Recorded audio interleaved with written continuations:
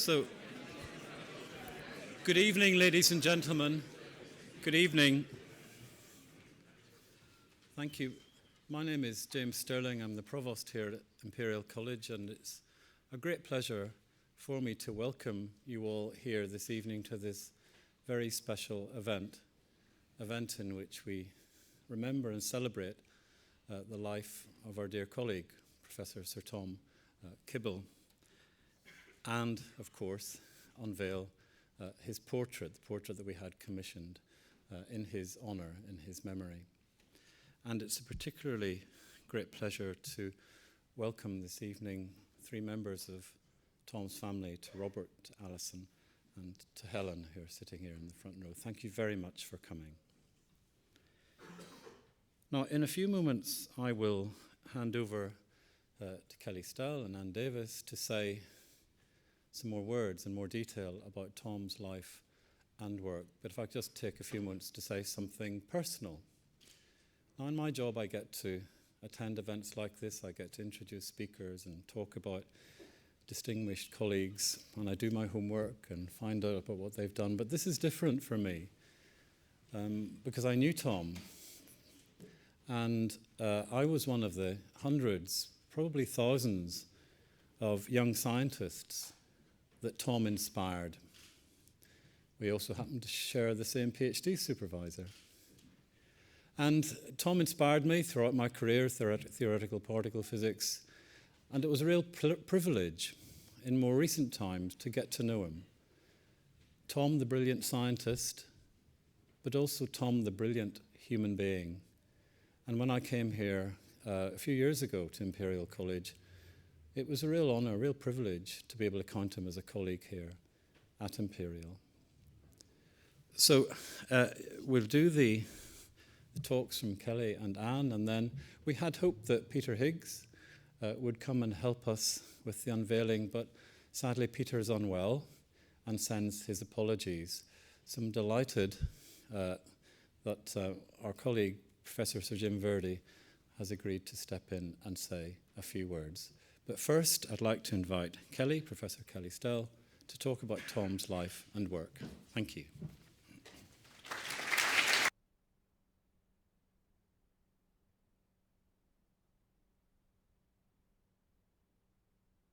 Well, it's a great pleasure for me to be asked to give this talk in commemorating Tom. Tom was a friend and a colleague. He was my first boss here at Imperial. And the present talk is actually based upon a lecture I gave at the Institute of Physics a little bit more than a year ago on the occasion of the award to Tom of the Newton Medal of the IOP. And this should have been Tom's talk, but sadly he had passed away by the time of the award ceremony. So I was asked to give a commemorative lecture in his honor. Let me just begin with a bit of personal history of Tom. He was born in 1932 on the 23rd of December in Madras, now Chennai, in India. And his parents were of missionary background. His father was a professor of mathematics at Madras Christian College, and his mother, Janet Bannerman, descended from a long line of ministers in the Church of Scotland. Her father, William Burney Bannerman, was a doctor in the Indian Medical Service. This is a picture of Tom. A lot of these personal pictures come with thanks to Tom's family, who gratefully helped in the creation of this talk. There's Tom hanging off the banister. He spent his first 10 years in India. He was educated in the Doveton Corey School, which was considered one of the best schools in Madras. And in the summertime, he and his family generally went to Kodaikanal in the Palni Hills to escape the heat, and he particularly enjoyed rowing on the lake there. Now, India also provided a brilliant occasion for Tom's to be impressed with geometry. And this is particularly the case of the symmetry patterns of the Mughal architecture in Agra and elsewhere in India. And it was really from his father that he gained a love of geometry. His father taught him about regular and semi-regular solids, and he enjoyed making paper models of them. So these are some of the various patterns that one sees in in Indian tombs. Now, it had always been intended that around the age of 10, Tom should return to Britain for further schooling. However, by this time, it was in the middle of the Second World War. In fact, it was 1943 when Tom reached the age of 10, and travel was very difficult. It became known that passage was available just with 2 days' notice, so he wasn't even able to say goodbye to his friends, and he went on this voyage alone. Since at that time the Suez Canal was closed, the voyage went all the way around Africa, then across the Atlantic towards Brazil, and then back in convoy. The total trip took 11 weeks. Now, one event that showed some of Tom's character from an early age, in Cape Town, he went ashore alone at one point, and he came back to the ship to find it had gone. Happily, it had simply moved to another dock, but such experiences developed in Tom a self-reliance which remained with him throughout his life. Now, in Edinburgh, Tom attended Melville College, becoming head boy in 1950-51. In his final years at school, he became very interested in cars, and together with friends, he owned a series of old wrecks, the most expensive of which cost just £25. His father was keen for him to go on to Cambridge for university. However, in Tom's recollections, he said that he found the problems for the scholarship exams very tedious, and he also added by then he was enjoying life too much to work on them very much, so he wasn't successful to be admitted to Cambridge. And consequently, he went to Edinburgh University, which was a decision that he never regretted. Two of the important influences on Tom's future career while an undergraduate at Edinburgh were Robin Schlapp and Andrew Nesbitt, who taught classical mathematical physics. Also important was the teaching in pure mathematics in the mathematics department under A.C. Aitken, who was known for his great facility in mental arithmetic. He was able to extract, for example, cube roots of 12-digit numbers in seconds mentally. Tom remarked that it was no accident that a considerable number of the leading mathematical physicists in the UK were educated in Edinburgh during this period. And two other near contemporaries in Edinburgh at that time were David Olive, of course, whom we all know very well in this department, and Keith Moffat. Now, halfway through Tom's undergraduate course, Max Born retired, and he was replaced by Nicholas Kemmer. Actually, string theorists know Nicholas Kemmer very well because he's actually the originator of the anti-symmetric tensor gauge field, which generally is called nowadays Kal-Bromont field, but in fact was invented by Kemmer in 1938. Kemmer gave inspiring lectures, completely without notes, but he had a distracting habit of balancing a row of pieces of chalk ends on end. Tom continued on to a PhD in Edinburgh. His supervisor was John Polkinghorne, in fact, we just heard about. His thesis consisted of two parts, Schwinger's action principle, and second was dispersion relations for inelastic scattering processes. Now, during Tom's education, he was for some time a member of the Students' Representative Council in the University of Edinburgh, and it was through this that he met Anne Allen, who was also a member. They became engaged in June 1954 and were married while he was in the middle of his PhD in July of 1957, and they had 3 children, Helen, Allison, and Robert, and we're very happy to have them all here today. Fellowship of the Harkness Fellowship came to Tom following the award of his PhD, and he used it to spend a year in the United States. Tom and Anne went to Caltech, where Tom got to know Dick Feynman and Murray Gell-Mann. And upon returning to the UK in 1959 as a NATO fellow, Tom joined the theoretical physics group here at Imperial. And here is a picture of the Imperial theory group in 1964. I don't know how clear this is to people, but there are a number of well-known characters here. Of course, here is Tom himself sitting next to Salam. And next to Salam, we have Paul Matthews. Mavis Avis was the secretary of the group at the time. Next to Mavis is Ray Streeter. And over here on the left is John Charap. In the back, we have Ray Rivers, if people recognize him there. And John Strathdy over here. and Dick Roberts. And there are more stories that can be told about the history of the theory group in those years. I could perhaps turn over to Mike Duff for some of those, but I will not follow that line of talk right now. This, by the way, of course, in 1964 was when this building, the Blackett Laboratory, was brand new. I think it was inaugurated in 1960, so this was the beginnings of a scene that everybody in the physics department knows very well up on level 8.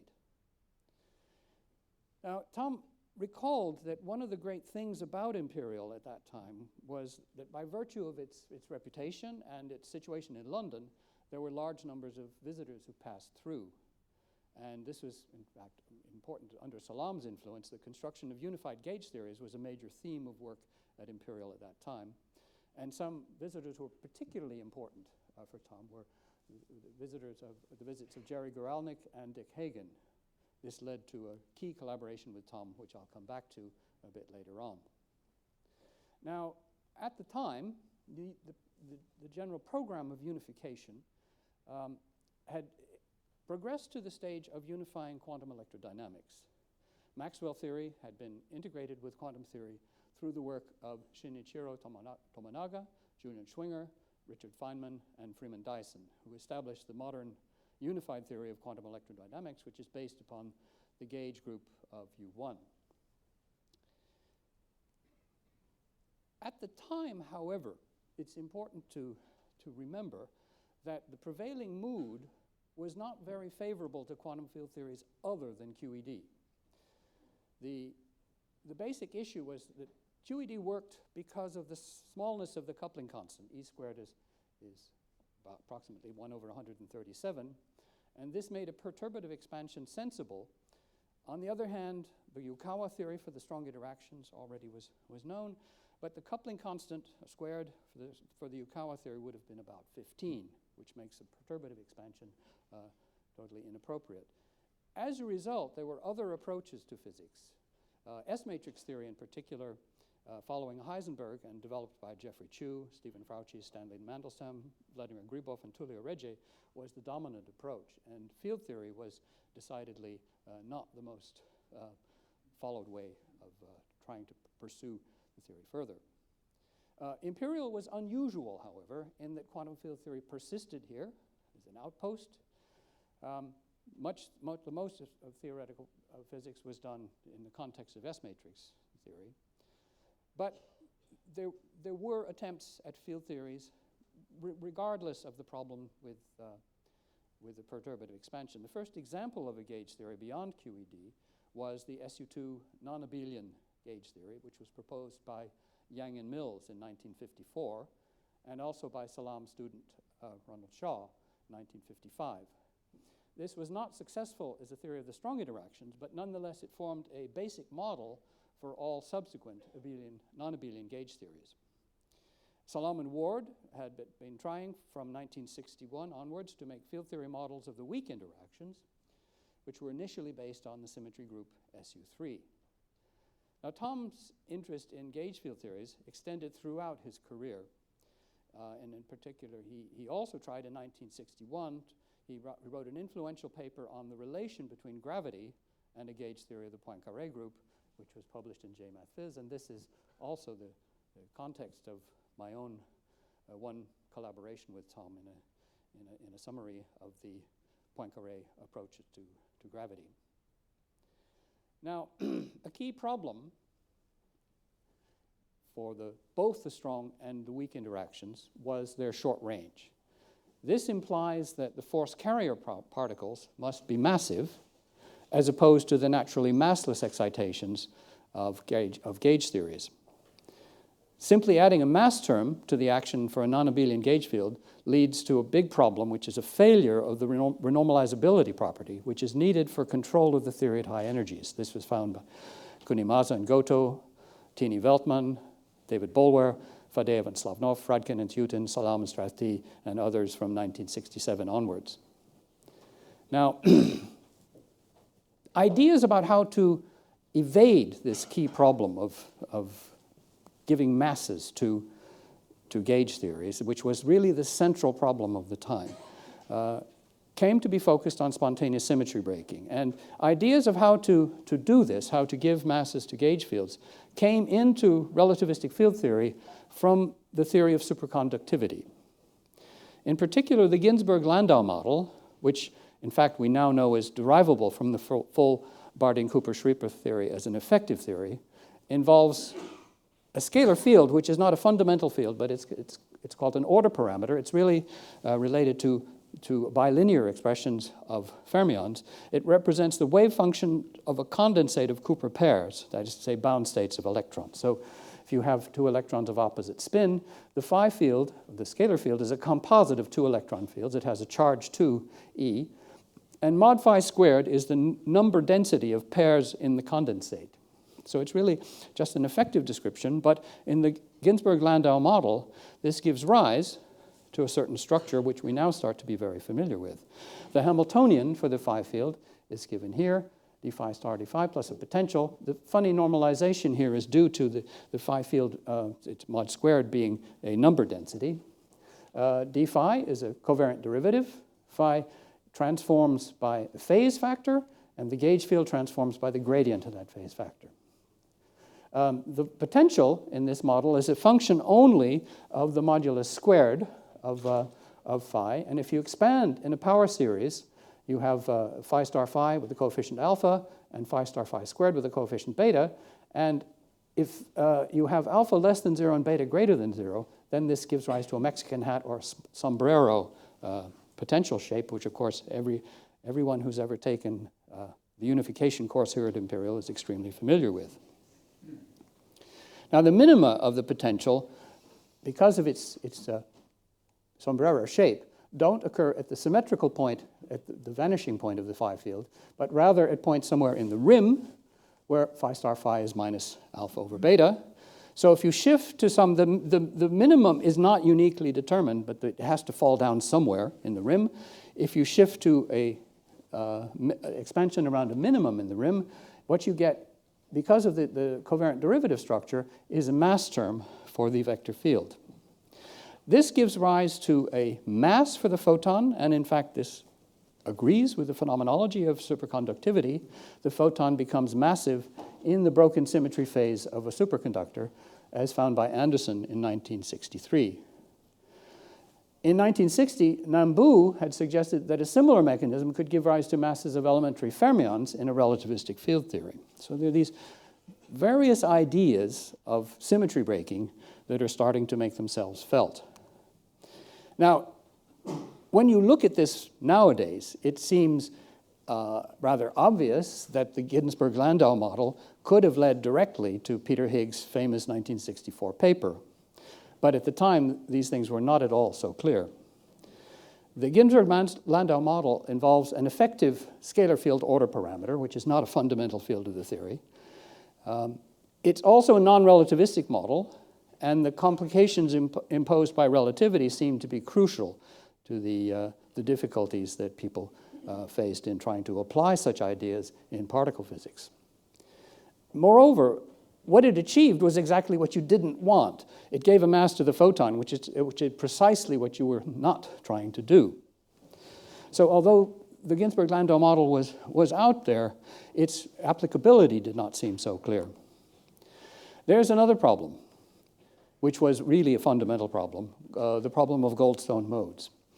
So Nambu and Jono Lesinio in 1961 had proposed a non-gauged, that is with rigid symmetry, 4-fermion interaction model based upon a spinor field, psi, with both a U1 rigid phase symmetry and also a chiral U1 rigid phase symmetry with a gamma 5 in the exponent.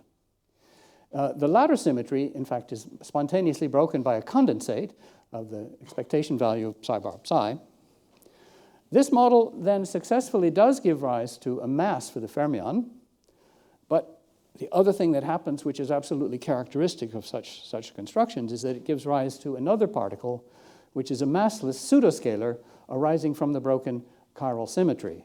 This is called a Goldstone boson.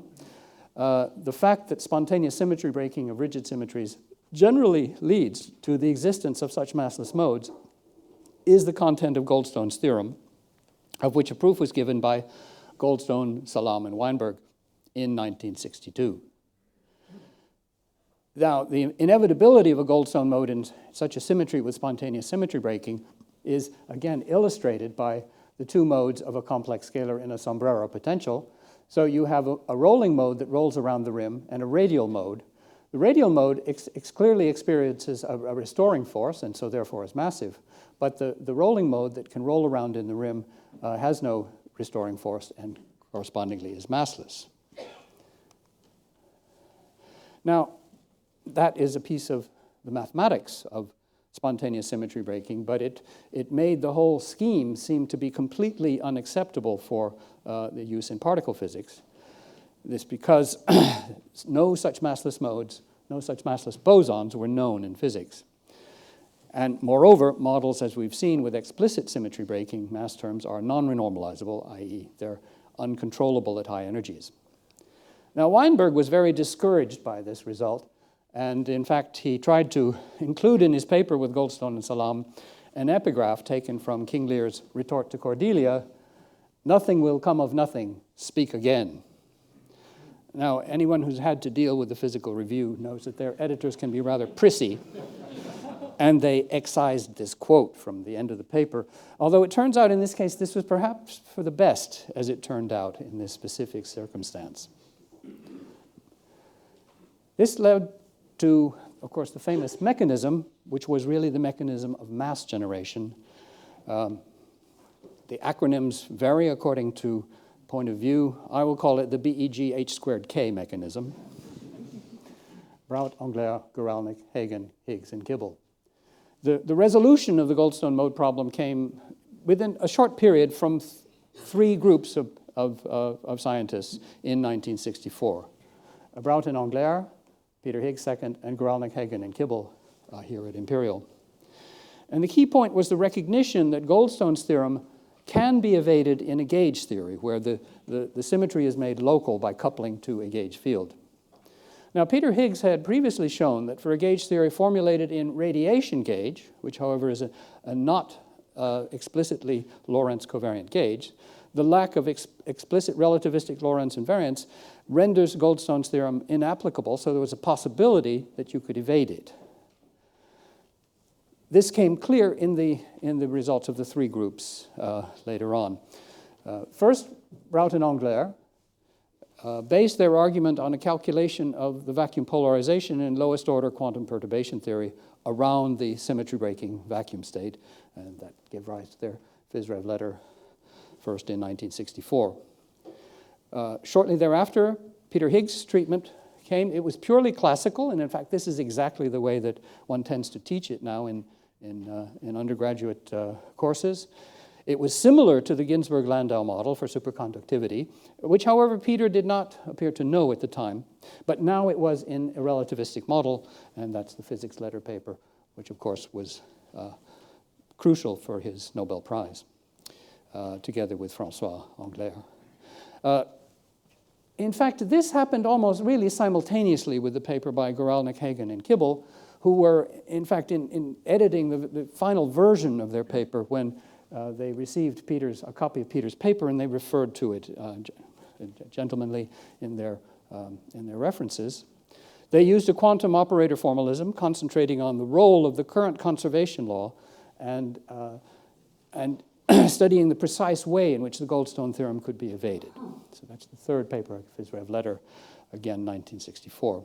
The key conclusion of all of these papers was that in a gauge theory, the Goldstone mode can be absorbed into the longitudinal mode of a vector gauge field, which of course is missing in the case of a massless field, but becomes part of the Lorentz covariant structure of a massive field.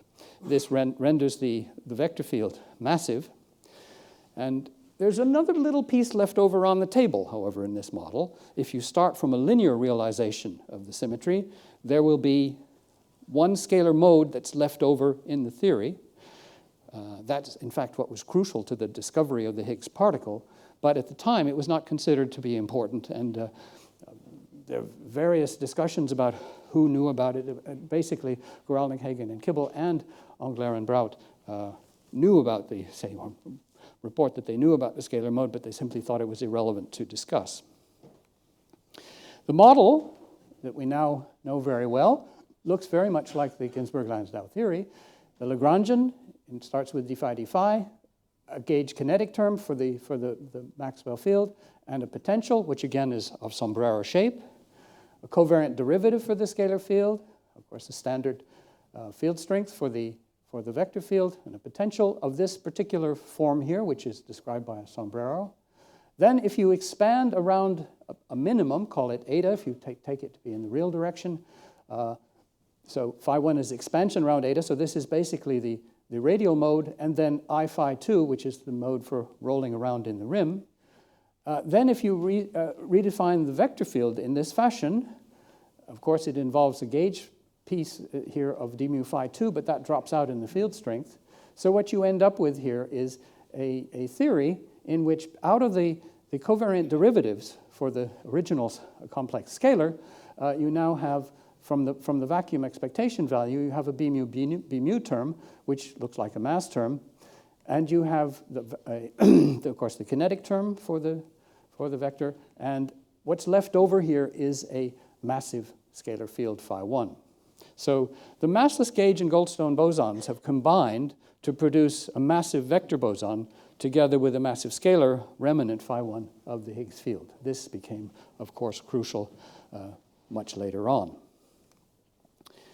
Now, these three papers in 1964 were addressing the key problem at the time of how to avoid Goldstone's theorem and generate masses for the vector fields by spontaneous symmetry breaking. And it was hoped that this would lead to a renormalizable theory with controlled ultraviolet behavior. Finally, this was shown in 1971 by Gerard de 't Hooft and a tour de force using methods also developed by Martinus Veltman and leading eventually to their Nobel Prize for the renormalizability solution of gauge theories. But another key issue remained in the application of these ideas to particle physics. This shows how that you can generate masses for some gauge modes. But there's another key question. How can you ensure that some other gauge modes remain massless, in particular the photon field? This goes back to the history of the Ginzburg-Lansdau model, which gave, of course, a mass to the photon field, and that's exactly what you don't want in a realistic particle physics model. These three symmetry breaking papers attracted very little interest at the time. However, there was progress in other directions. In 1961, Glashow and also Salam and Ward in 1964, who were unaware of Glashow's work, proposed a unified model of the weak and electromagnetic interactions based upon the gauge group SU2 cross U1, but without these ideas of spontaneous mass generation. In fact, from Glashow's paper, the quote, "For the outrageous mass value itself of 137 times the mass of the proton, we can offer no explanation, simply not addressed." Within Imperial College, however, Salam and Kibble were up here in the Blackett laboratory, and it's a short walk down the hall. Had there been a more serious conversation at that point, the standard model could clearly have come out 3 years earlier.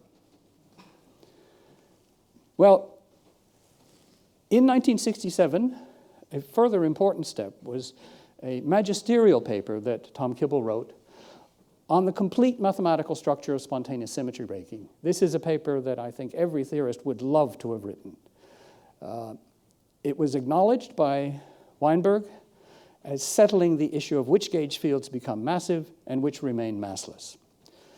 Private discussions between Tom and Salam informed Salam's thinking, and also Salam's discussions with Weinberg informed his thinking, so there was a sort of a three-way interaction here. And this was a key contribution in establishing the standard model of weak and electromagnetic interactions. The statement is for a gauge field theory model based upon a non-abelian gauge group G and a scalar Higgs sector producing spontaneous symmetry breaking down to some subgroup H of the group G. Vector fields corresponding to the coset, G divided by H, become massive, while the vectors corresponding to the unbroken subgroup H remain massless. And this is Tom's paper in 1967. Now, that could have been an aspect that the Swedes might have wanted to take into account. But there's another twist to the story. There were 2 kids in Moscow. They were 19 years old, right? And Tom's 1967 paper was not the only one which mentioned what happens to generate massless fields. In July of 1966, a paper appeared finally in JETP, written by 2 19-year-old students, Sasha Migdal and Sasha Polyakov. It had been rejected twice. They had a horrible time trying to get it published. Actually, the paper was their first paper. It was a response to a challenge by Antony Larkin, who said, in field theory, the vacuum is like a substance. What happens there? So they took that idea away and they worked on it. And this was a remarkable paper. It has about 27 or so references now.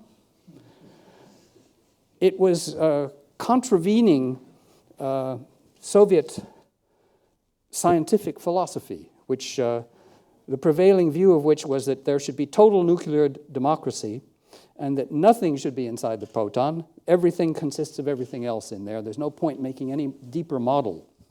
And so they ran into real trouble with the editors of JETP and were basically laughed upon. However, this paper clearly showed that the Goldstone modes, which they called zerons, were absorbed into the longitudinal modes of the massive vector fields, and also included these sentences that if the symmetry is not completely destroyed, there will be fewer zerons than there are vector mesons. Therefore, although all zerons disappear, not all vector mesons acquire a physical mass. So here's the reference to Jet in 1966. This is relevant to Tom's story because it is mentioned specifically in the account of the Nobel Prize for the Higgs discovery, and it perhaps was the existence of this paper that they considered meant that Tom's 1967 paper, as complete as it was, however, was not the only, or not the first, instance of the understanding of which particles remain massless. Well, in 1967, the full standard model came out. Papers by Weinberg and Salam established the standard model of unified electroweak interactions. The gauge group, as from Glashow onwards, was SU2 cross U1, has 4 generators. There's a Higgs complex doublet containing 4 real, which if you rewrite it as real in terms of real fields, contains 4 real fields. 3 of these belong to the broken generator coset, SU2 cross U1, over a certain U1, not the U1 which is called hypercharge, but in fact it's a diagonal U1 called U1 electromagnetism. Gives rise to 3 of the gauge fields, which are now we call the W mu plus and minus and the Z mu. The 4th gauge group generator, corresponding to the unbroken U1, leaves 1 remaining massless gauge field, which we interpret as the photon. And here are the 2 papers by Weinberg and Salam from 1967, and Salam's paper occurred in the Nobel Symposium in 1968. Well, that, of course, is the key point in what we now consider the standard model, the history that we all tell our students. It was recognized by the American Institute of Physics, by the award of the Sakurai Prize to Kibble, Guralnik, Hagen, Engler, Braut, and Peter Higgs.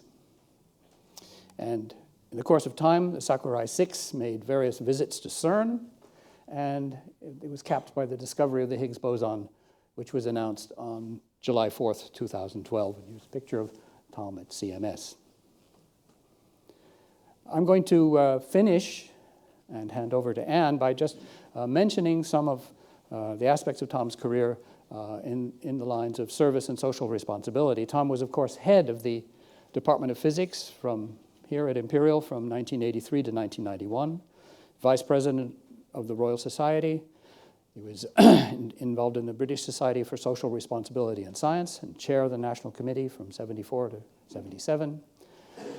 He was on the National Coordinating Committee, then vice chair, then chair of Scientists Against Nuclear Arms from 1985 to 1991, a patron of Scientists for Social Responsibility, and then chair and then later a trustee of the Martin Ryle Trust Scientist for Global Responsibility.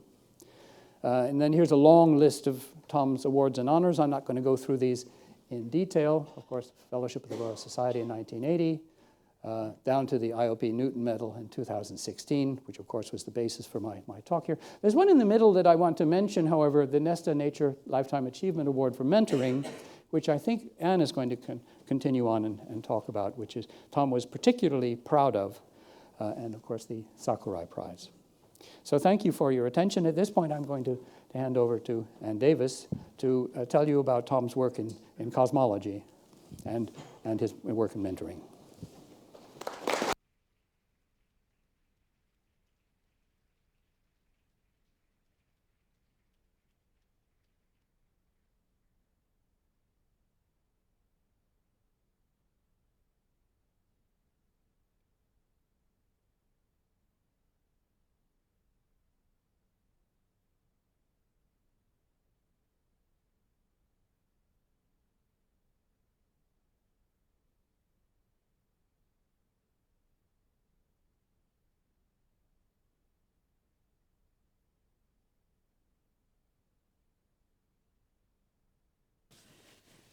Thank you, Kelly. Can you hear me at the back? Good. It's quite a pleasure and honour for me to be here. I was overwhelmed when I was asked to speak about Tom. Tom was just the one most amazing person and a wonderful physicist and an incredible mentor. Let me first give you some personal recollections. I'm told that one of the awards Tom was most proud of was the Nesta Nature Award for Lifetime Mentoring. I was asked to write a letter for that, and I heard from a member of the committee that what I wrote was very influential in the award. I no longer have a copy of what I wrote, otherwise I would read it to you, although it's probably a bit incoherent, but I know what it was based on. Tom helped me on 3 occasions when things were really at a bit crisis point. I should say I knew Tom from when I was a postdoc at Imperial 78 to 80. When I came back to the UK in 83 to Cambridge on an advanced fellowship, things weren't going well for me. I was actually had an undiagnosed illness, and I wasn't really entirely sure about Cambridge either. And somehow I came to talk to Tom. He said, come down and have lunch. He was head of department at this stage. Come and have lunch. Let's talk about this. And I was fairly despondent. I was thinking of giving up physics. We talked. We talked a little bit about life, about physics, about science. And he said, what are you working on? So I told him what I was doing. And at the end of lunch, he said, you're so fascinated by physics, just persist. The problem's not that you're not interested anymore. It's that you actually need to get your health problems sorted, and then everything else will fit into place. Okay, well, I eventually got some position in Cambridge. I was just with a college, and I was getting despondent again. My career was going nowhere. And Tom phoned up the head of department, unbeknown to me, and came back to me and said, you know, they're trying to do something for you. Just trust the head of department. It is going to work out. So I trusted the head of department, and things did work out. And then not long afterwards, my personal life, fell apart. My marriage broke up. I had a small child, and we were struggling. And Tom said, come to Imperial. We'll have a chat. So I came to Imperial, and we chatted. We talked about physics. By this time, there was a thriving group at Imperial, students. I chatted with Tom's students. I chatted with Ray Rivers' students. They treated me like a big sister. Tom treated me as a young collaborator that we could discuss physics with. And whatever depression I was going into just sort of dispersed. I had a great time. My physics got together. And, well, here I am. So that's what I wrote. Probably more coherently than that, but anyway. I was also on the National Coordinating Committee of Scientists Against Nuclear Arms from '83 until I can't remember when. Tom was one of the, he was a founder member of Scientists Against Nuclear Arms with Mike Pence, and he was the vice chair from the beginning and then became the chair. Now, the National Coordinating Committee was formed of a load of individuals who were concerned about nuclear war. It was a time of mutually assured destruction, otherwise known as MAD, and it was MAD, with two big superpowers and nuclear weapons pointing at each other, Reagan's Star Wars. And people had very strong opinions. Tom was a moderating influence. Tom was sanity. Tom was respected by everyone on the committee and, of course, in the scientific community. Without Tom, SANA would have been, I'm not quite sure what. But he guided SANA to be what it is, what it was, and what it is. It became Scientists for Global Responsibility some years ago, and it's still going. But what about Tom's physics? Tom worked on early universe cosmology between 76 to 16, and he made one of the most profound contributions to cosmology with his paper in 1976 called Topology of Cosmic Domains and Strings. So this paper focuses on the consequences of spontaneous symmetry breaking applied to cosmology, to the early universe. And it shows that when you have symmetry breaking, topological structures and domains can form as a result of the phase transition. The Weinberg-Salam model unified the electroweak interactions, and people used to like to think about extending it to include the strong interactions.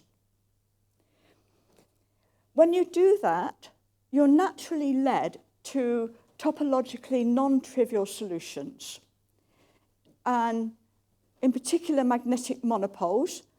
These were discovered as a consequence of symmetry breaking in these unified models by Tuft and Polyakov. It's because the symmetry breaking from some higher group G to a lower group H, the vacuum manifold is topologically non-trivial. We can classify that with homotopy groups, but I'm not going to. Now, we all played as kids with bar magnets. North and South Pole, put the iron filings round, and you see the nice, pretty patterns of the field lines. A magnetic monopole is not like that. Oh, I've got a thingamajig. Rather than having the field lines going from north to south, for a magnetic monopole, it's isolated pole. The north, the field lines come radially out, south radially in. They're isolated things. And this is a much better picture that I stole from Kelly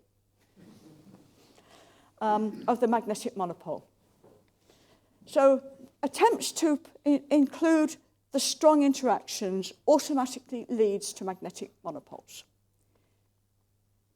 Tom considered more general topological defects than just monopoles and its cosmological implications. When you go back to cosmology, you need to consider the temperature effects. When you have finite temperature you have corrections to the potential. In particular, it changes the Higgs potential with some... So the Higgs potential is this thing.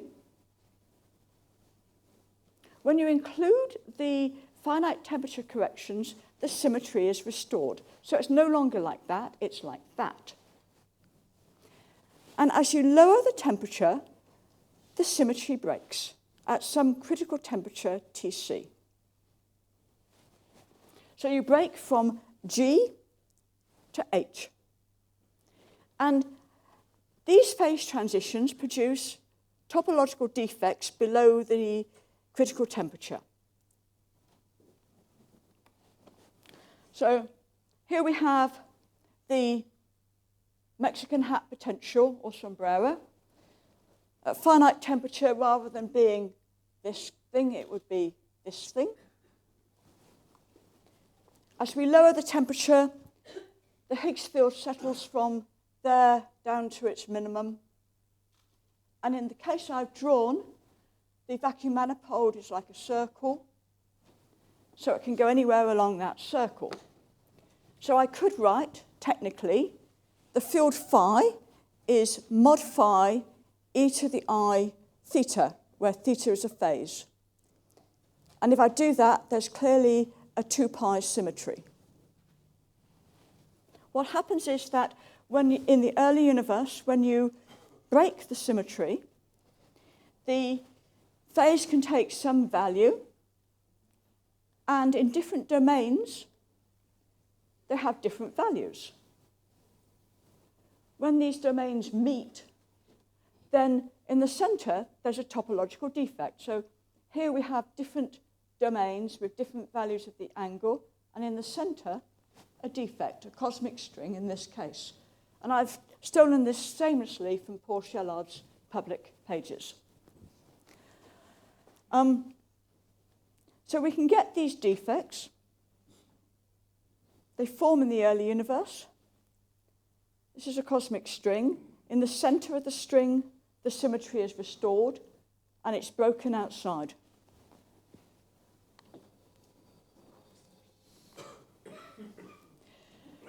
So in the hot Big Bang, we would expect all the symmetries to be in their unbroken phase.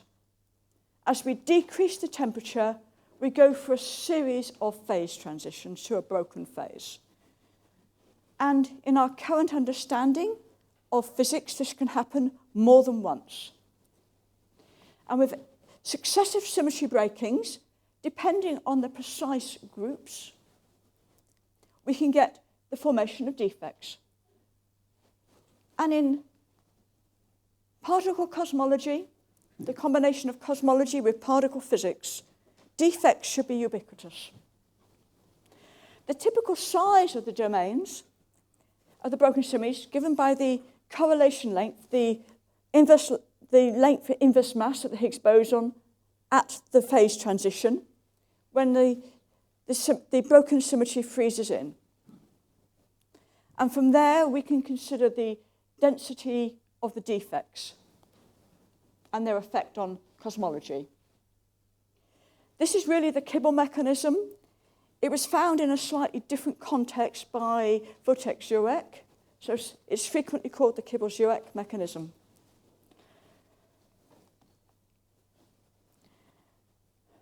Now, one thing you could have is domain walls, a big wall in the middle of two different regions. This was speculated by Zeldovich et al. And if you have domain walls, then they give massive anisotropies to the microwave sky, and you can rule them out. And this leads to a really very futile, there's a fertile interaction between cosmology and theoretical physics. And you can read this in Tom's review in Physics Reports very early on. Similarly, once you get magnetic monopoles, they should be all over the place. The only way you can get rid of a monopole is if it annihilates with an anti-monopole. It's a diffusive process, so they come together very slowly. They annihilate. But the annihilation is really quite slow. If they're in these unified theories, their mass is quite large. And they should actually typically dominate the energy density in the universe. They don't. Where are they? Well, if we have a period of rapid expansion after monopole formation called inflation, we can get rid of them. In fact, if inflation happens at low enough energy, we can get rid of all defects, but we don't. But then we might not explain the rest of cosmology. What about cosmic strings? These are very different. They never dominate the energy density of the universe. Instead, they reach what's called a scaling solution.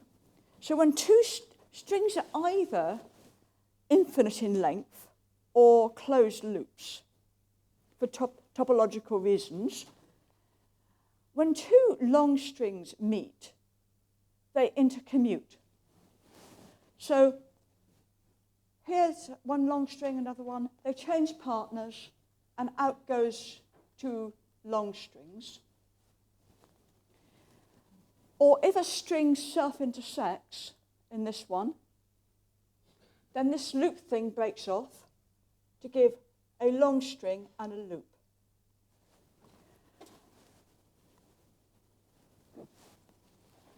And these loops will shrink to a point. The loops will oscillate, produce gravitational radiation, shrink to a point, and disperse. So here is one of Paul Shellard's numerical simulations, where we have, at different timescales, a network of cosmic strings. And eventually, here's loads and loads of them, long strings, loops, fewer, and we're getting a self-similar solution settling in.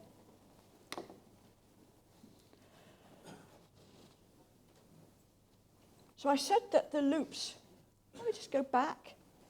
So here I've got a loop, but also note that when they intercommute, there's these sort of kinky things there, and there.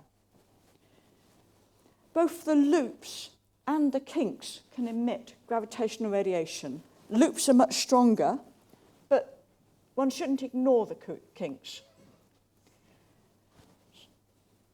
And particularly, you get a cusp formed on the loop after intercommutation.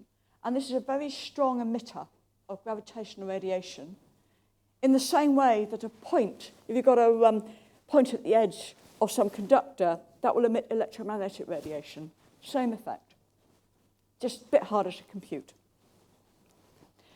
Other cosmology, the space-time around a string is not completely, it's got a conical deficit angle. So we've tried to draw here the deficit angle around the string, which means that an astrophysical image can have lead to double images. And this is one way of trying to search for cosmic strings. One of Tom's former students, who I think is in the audience somewhere, I'm sure I saw him, Mark Hindmarsh, had a program of looking for cosmic strings for looking at the double images.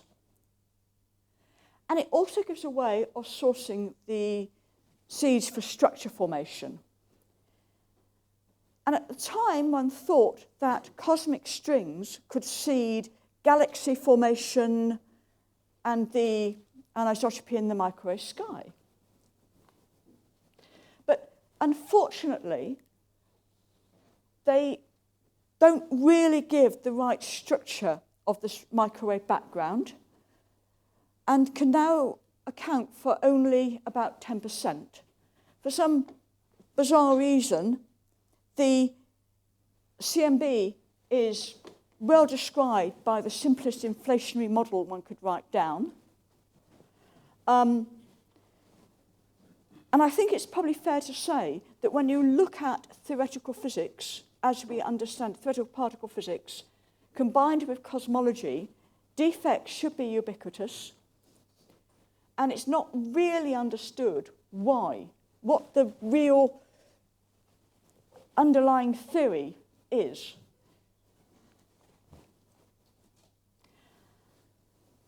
There are other developments that Tom contributed to. Cosmic superstrings. So Tom wrote a beautiful paper in 2006. So this is long after he's retired. With Ed Copeland and someone else on cosmic superstrings.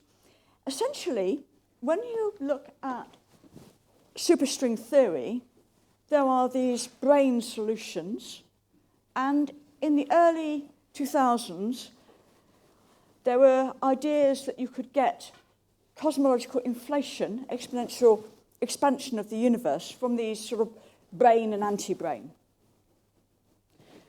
People were coming up with brane inflation models, and a natural consequence of brane inflation is the formation of cosmic superstrings. These are a bit like cosmic strings, but they do come from this extra-dimensional theory. So some of the properties are a bit different.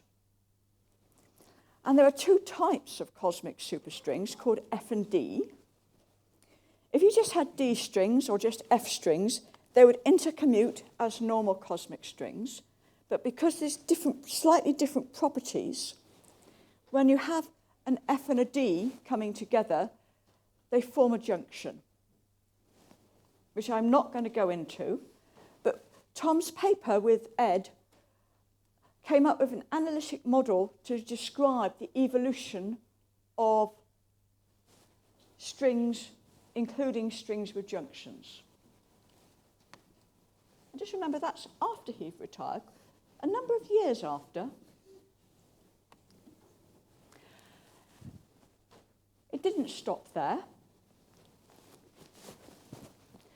Topological defects don't just arise in cosmology or particle theories. They arise in condensed matter physics. They're all over the place in condensed matter physics. Look at your wrist. Look at my wrist. Here, there's a liquid crystal. Pneumatic liquid crystals have defects. And when you make a display for this thing, you have to have a doping to avoid the defects. I'm not going to go into anything more about that because I think people here know more about it than I do.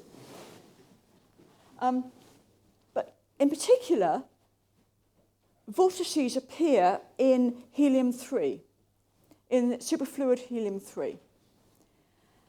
And Tom worked with physicists in Helsinki in the low temperature lab on helium-3. His paper with them was actually cited, was mentioned in the Nobel citation for superfluidity in 2003. So here we have a neutron source. We've got a chirostat rotating with helium-3 in there. The neutron source heats up the helium above the superfluid transition temperature, and then you lower the temperature somehow, and you form vortex rings. And at some stage, they called it simulating the Big Bang, but you've certainly got copious vortex ring formation here. And there's two beautiful papers. I haven't written down all the authors, but it's there's one in Nature in 96 and one in PhysRev Letters in 2000. If you look them up, it's Both of them are Eltsov et al. Eltsov worked in Helsinki with, this is all Matti Krisha's group. What else do I say? But Tom was a big initiator. This collaboration in Helsinki with Tom didn't come out of thin air. It was part of a program. Tom initiated two things. He initiated the UK cosmology workshops while he was head of physics. We originally met in his office. A few UK cosmologists, not many of us at that stage. The first one, a couple of people were visiting from the US. I came down from Cambridge. Ed Copeland came up from Sussex. We met in Tom's office. Mark came from, I can see Mark now. Mark came from Newcastle. Next one, we had slightly more of us. I brought along my students. I had a young Portuguese student at the time. He was in his first year. Bit crazy. Doing some great work. He scribbled on the board to explain what he was doing. Tom was very impressed, sufficiently impressed that he hired him some years down the line, and he's now a professor here, sitting somewhere or other. UK cosmology is a thriving community now. We used to fit in Tom's office. Now we need quite a large lecture theatre to fit into. Sometimes we still scribble on the blackboard. Sometimes people will bring their computer talks. But Tom did more than that. He brought together the topological defect community, not just the cosmology community. We had a programme at the Isaac Newton Institute in '94. It was a cross-disciplinary programme.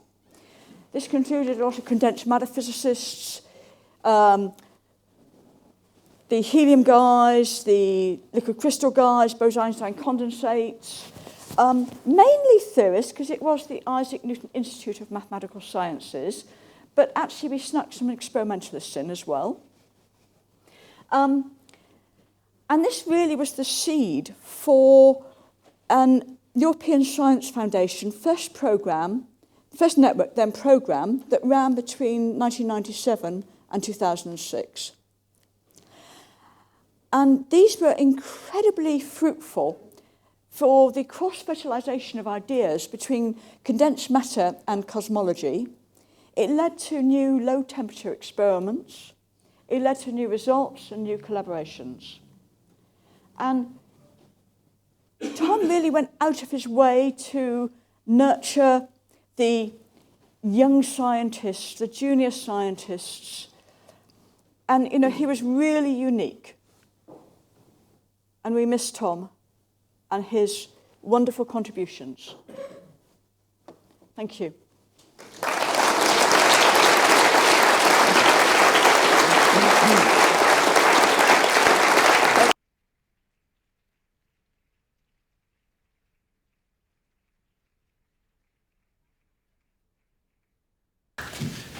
Ladies and gentlemen, I'm sure you'd like to join me in thanking Kelly and Anne for those wonderful talks. Kelly showed a picture of Tom standing next to the CMS detector. The CMS detector was one of the two big experiments that discovered the Higgs boson in 2012. Few people did more to bring the CMS experiment to that point than our Imperial College colleague, Professor Sir Jim Verdi, who for many years was spokesperson of CMS. And it's now my very great pleasure to invite Jim to come down, say a few words, and introduce the unveiling. Jim, thank you.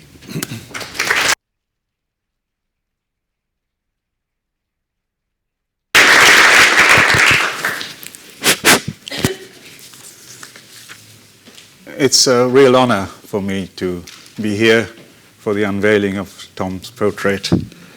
As James mentioned, Peter Higgs couldn't make it, but he has sent a message which I'll read. I'm so sorry I cannot be with you today, but hope to see the portrait sometime soon. My very best wishes to all, especially to Tom's family. I hope that they enjoy the ceremony and the rest of the evening celebration. I'm sorry I could not be there to enjoy it with you, Peter. Now, before I ask Robert, Alison, and Helen to come forward to unveil the portrait, I just wanted to say a few words, personal words, about Tom. James has mentioned that Tom and actually the family came to see the CMS experiment at some point in the last few years, I think. Now, we all know that Tom was very modest and never really sought the limelight. I remember in late June 2012, so this is about 2 weeks before the announcement, suggesting that he come over to CERN for a very special announcement, almost intimating, which I was not supposed to, that CMS had actually made the discovery. We didn't know what Atlas had seen at that time. Tom thanked me for the tip in his usual gracious manner and said to me that he'd rather attend my colloquium at Imperial, scheduled on the day after the announcement at CERN.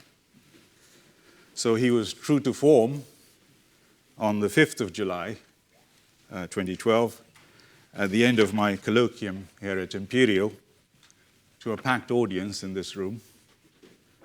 I invited him to take the stage, and he received a resounding standing ovation, followed by a long, drawn-out applause. Tom simply bowed his head shyly, shook my hand and said, "Thank you," without even glancing at the audience. So he was truly a very modest, unassuming, and a brilliant scientist.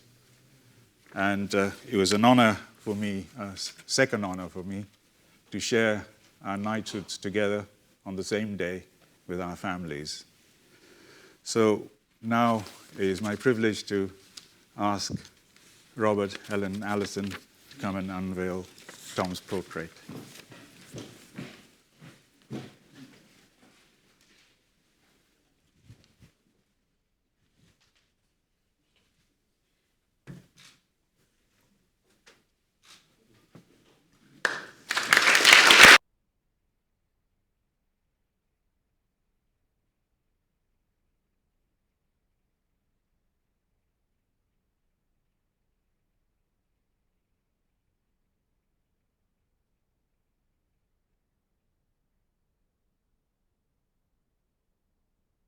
Dan Waldron, I'm the head of the Theoretical Physics Group. So my only role is to say thank you to all the speakers, thank you to all of you for coming, and I invite you to come upstairs to level 8 for a drinks reception afterwards. Thank you.